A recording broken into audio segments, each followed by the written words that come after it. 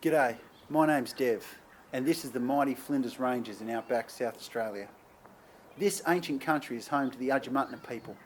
To give this series more depth and to further explore the mysteries of Indigenous Australia, in this episode I'll interview my Murraju, or brother-in-law, Josh Demell. Josh is Adnyamathanha. Culturally, he's a desert man, and he comes from this tough and extraordinary part of the world. Like the bush itself, Aboriginality across the Australian continent is diverse, eclectic, and changes from region to region. However, from these deep complexities, some general groupings emerge. For example, in the Northern Territory, Aboriginal people from the Red Centre are colloquially known as desert people, while those from coastal riverine areas are known as saltwater people, and those from the inland bush are known as freshwater people. The British province of South Australia expanded into and colonised the Flinders Ranges during the 1850s, and this displaced the ancient social geography of Aboriginal groups living in the area. Consequently, the Adnyamathanha are themselves a post-colonial amalgamation of several ancient desert Aboriginal tribes from the Flinders Ranges, colloquially known as rock people, who unified themselves against the world-changing forces of colonisation. Aboriginal people have been living in the Flinders Ranges for approximately 50,000 years, and today Adnyamathanha is the only one of its traditional languages which still has fluent native speakers, including Josh and members of his family. Unfortunately, due to distance, time, and of course COVID-19, we are unable to do this interview on Josh's country. Murraju, thank you so much for doing this interview with us. Sorries. Could you tell us about the Flinders Ranges and why it's important to you? Yeah. Well, the Flinders Ranges is part of my whole family and background. It goes right back to my great-grandfather, Josh Demell, which he was one of the families that were pushed into Ram Paddock, and he grew his family up in Mount Sel, which was my grandfather, Claude Demell. And they lived all around the Flinders. On the sheep Stations, they were butchers, they were stockmen, horse breakers, you name it. They were doing it.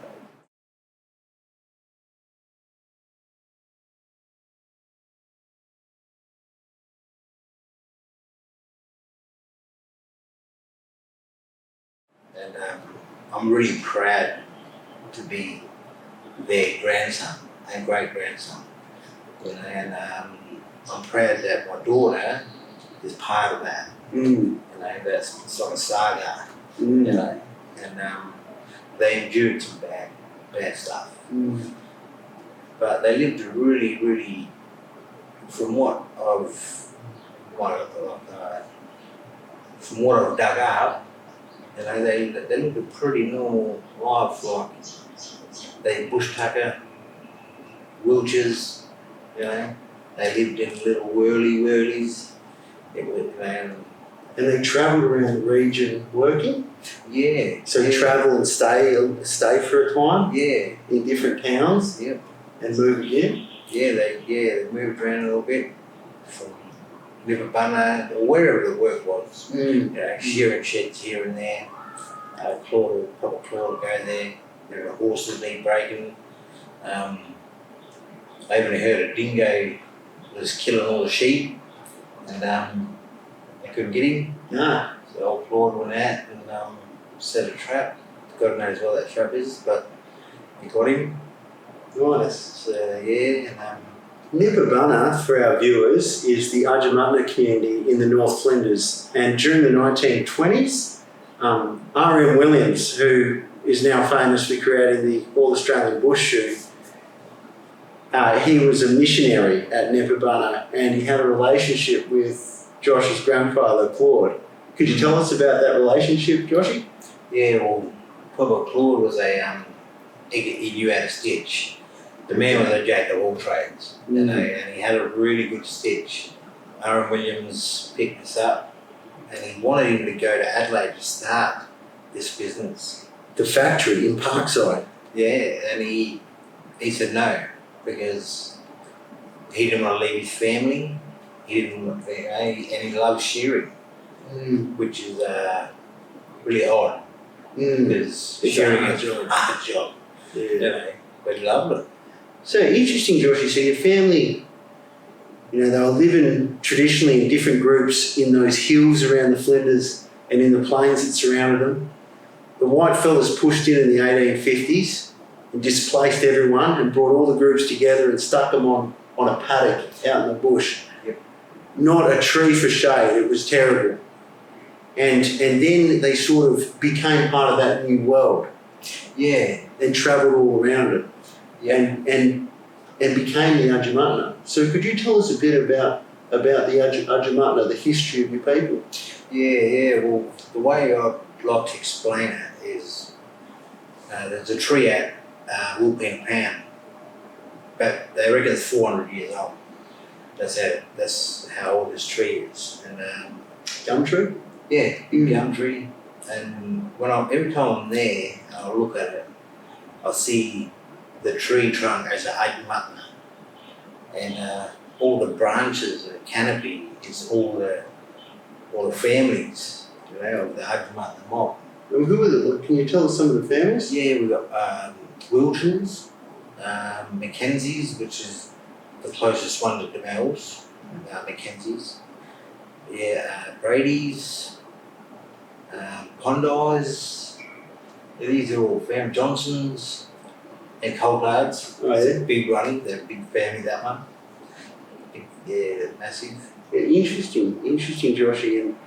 And with Adnyamathanha culture, is there some things you can tell us about Adnyamathanha culture? Yeah, well, my grandfather was a senior Williru man, which is Williru is the highest you'll go in that law.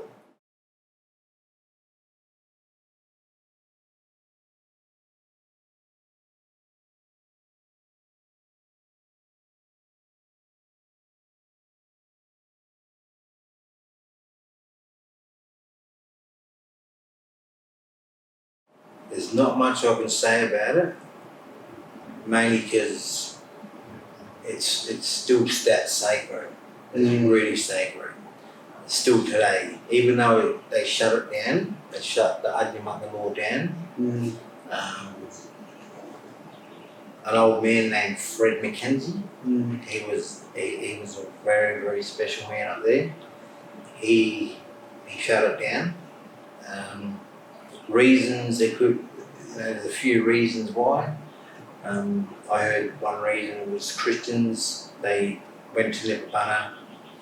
They were telling them they was going to go to hell if they don't stop practicing their laws and cultures. They said they were demons. Pagans. They called them, you know. They walked past the church that they built in Adnyamathanha, and one Fred Mackenzie tried. I think it was Fred Mackenzie. One of them tried to go in there and they got knocked back. They go, "You can't come in here, mate." True. Yeah, you can't come in here. You're practicing evil stuff. And so the Christians brought the heat to them, you know. Yeah. So once they came, a lot of other Europeans come and wanted to look. So I think that's why they just knocked it on the head. Knocked it on the head. Because they couldn't be in the bush on their own no more.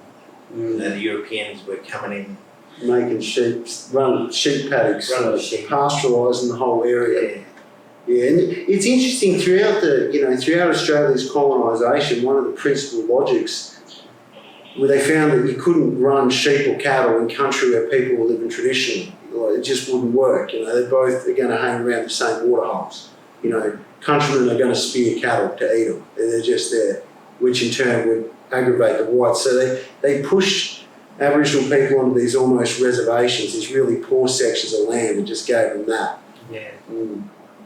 Yeah, and my grandfather, Claude, he knew the dangers of taking a sheep, but can't eat kangaroo all the time.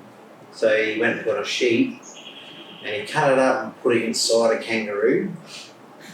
And he walked through the community, no worries. Went home and he had some lamb. So, Joshy, it would be interesting if you could tell us a bit about what you've heard about Claude Demell's experiences living through the White Australia policy in South Australia. During some of his interviews in the 1980s, Claude emphasised that everyone got along in the Flinders, that kids, white and black, would play together and that they'd work together and that they'd live together. However, when he went to Adelaide, it wasn't that way. No, it was not. He, I actually picked up his licence out of one of his daughter's keepsakes, and just checked that out, checked his photo out, turned it over, and there's his restrictions. And he wasn't allowed to 500 metres from Adelaide. He wasn't allowed to drive after 6 o'clock. He wasn't allowed to even out in the pubs after, I think it was 8 o'clock. It was crazy. And he was real about land. He fought for land. He didn't fight for money. Money wasn't an issue. The only reason he got money is to feed his family.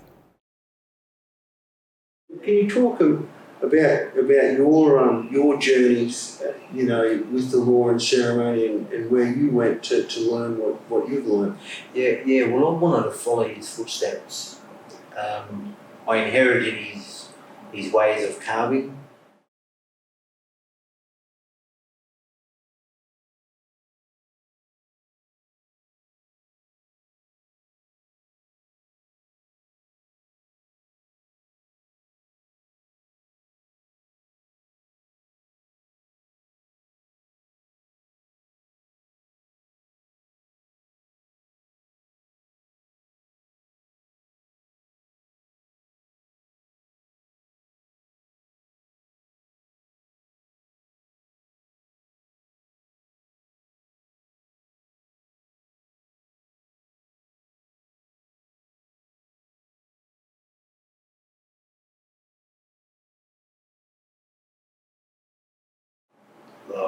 We're so similar.